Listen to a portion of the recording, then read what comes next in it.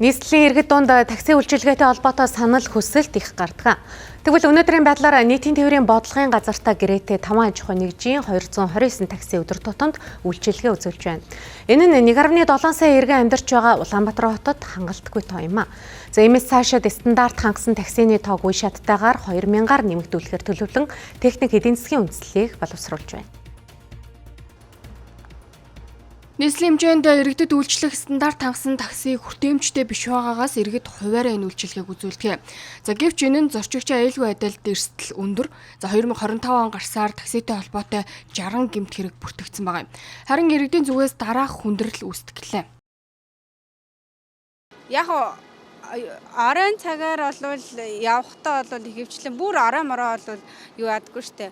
Хувь хүмүүс л ихэвчлэн таксинд явдаг гэсэн. Тэгэхээр жоохон такси ярихтаа айцтай байх нь байдаг. Тэгэл нэг хүн рүү нөхөрлөгөө залгаад ч юм уу тэдний аврын тэдний тэр таксинд суулаа шүү гэж хэлэх ч юм уу. Ерөнхийдөө бол битүүхэн айцтай л такси бэрдэг. Одоо жишээ нь дуудлага таксиг жоохон тоог нь нэмэр гэх юм уу. Жишээ нь бол одоо ингээд дуудлаа ихэд бол ялан өөр жишээ нь янз бүрийн дуудлагатай ээж таарад дуудлага юу нь бол авахгүй байх тохиолдол нь их гардаг л та. Тийм бол энэ бол таксиныхаа дуудлага авах тиймэрхүү тоог нь л нэмэр юм шиг надад санагддаг. Одоогоор үйл ажиллагаа явуулж байгаа 5 аж ахуй нэгж нь 2024 онд зөвшөөрлийн тухай хуульд орсон өөрчлөлтийн дагуу тусгай зөвшөөрлөлтөөр үйл ажиллагаа явуулсан байна.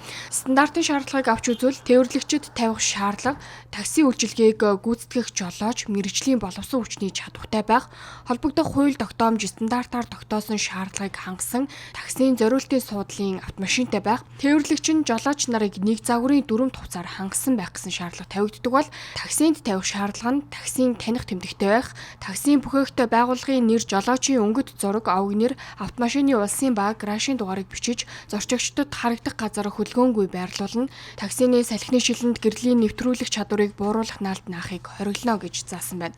За харин таксины жолоочид тавих шаардлагад жолооч нь такси үйлчилгээний үзүүлэх нутаг дэвсгэр гудамж замын сүлжээг сайтар мэддэг, харилцааны өндөр соёлтой хүн байх, таксийн бүхээгт тавих радио хөгжмийг чанга суулыг зорчигчийн хүсэлд нийцүүлэх, такси замд саацсан тохиолдолд зорчигчийг өөр таксинд суулгаж өгөх стандарт мөрдөгддөг байна. За харин цаашид тус үйлчилгээг хэрхэн сайжруулж хүртээмжийг нэмэгдүүлэх талаар алтныхнаас тодруулахад энэ жил нийслэлийн засаг даргын захирамжаар ажлын хэсэг байгуулагдаад такси үйлчилгээний хүртээмжийг нэмэгдүүлэх чиглэлээр ажлын хэсэг ажилласан байгаа.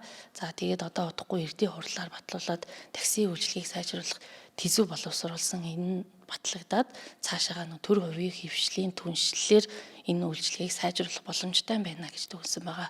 За энэ төсөл хөтөлбөр маань хэрэгжснээр нийтийн тээврийн яг зориултын шаардлага хангасан таксины маань тоо бол яг 2000 таксигаар нэмэгдэх, гэхдээ үе шаттайгаар нэмэгдэх ийм урьдчилсан тэзүү боловсруулагдчихад одоо явж байгаа. Тус ажил 2026 оноос хэрэгжиж эхлэх төлөвлөгөөтэй байна. За ингэснээр Улаанбаатар хотод такси үйлчилгээ сайжрах эсэхийг цаг хугацаа харуулах нэ.